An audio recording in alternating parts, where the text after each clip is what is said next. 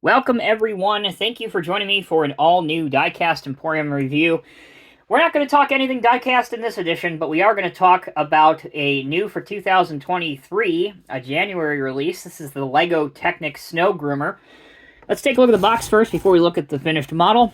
Here you can see, it is number 42148. There's 178 total pieces inside this kit. It is recommended for individuals over the age of 7. Really do like the photo that they use. They even went as so far as to put the machine on a ski slope, which is what this machine is intended to do in the real world, maintain those said ski slopes. This is a 2-in-1 kit, meaning that if you don't want to build the Piston-Bully Snow Groomer, you can also, or alternatively I should say, build this snowmobile or snow machine on the back. Now there aren't any instructions provided with the kit to build the snow machine, which is disappointing, especially if it's a 2-in-1 kit and it is advertised and marketed as such. I would imagine that maybe they should have some instructions to build this, but I guess it tells you that you could visit this website and potentially download the building instructions. Now, I don't know if that's the instructions for the snow machine or the actual snow groomer, but that's what that little box says. Okay, had a few parts left over from the Snow Cat, including a couple plastic track links, an extra beacon light, and a couple other pieces there that were not used in the build. Speaking of the build, here's the instructions. It is very, very easy to do. So if you're like me and you're relatively new to LEGO, as an adult modeler anyway, this is a very simplistic and very enjoyable build to do. As I said, it is step-by-step. There's nothing that's really confusing or frustrating in any stretch of the imagination. It's very easy. Just follow the instructions step-by-step, and you should end up with something that looks a whole lot like this. Alright, so this is almost directly based on a Piston-Bully Snow Cat or Snow Groomer. The basic idea and principle for this machine is to maintain, plow, smooth out, and sort the ski slopes at a lot of ski resorts. Alternatively, it can also be used as a snow plow. So let's take a look at some of the details that we see on here.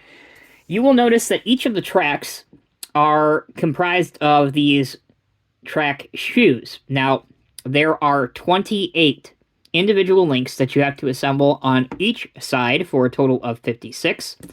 You can see the road wheels down here inside the track frame, and that will move. You can see that everything will rotate and move freely.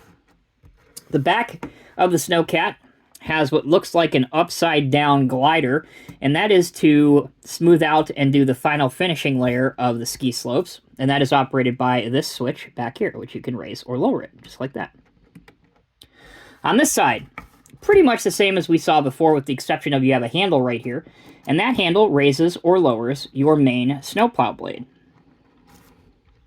Speaking of the snowplow blade, here's what it looks like from the front. You can also angle it left to right. And as I showed you previously, you can raise it up or down. To angle it, you have this gear knob right here. You simply turn it, and you can see that the blade responds by turning left or right.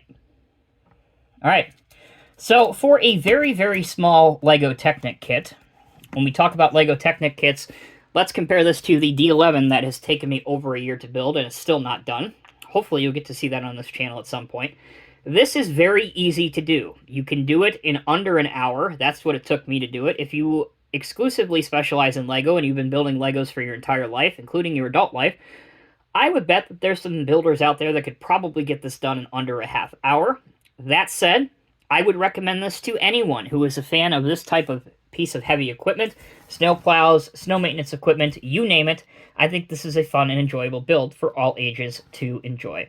I hope this video was helpful. I hope it made up your mind on whether or not you wanted to buy or pass on this.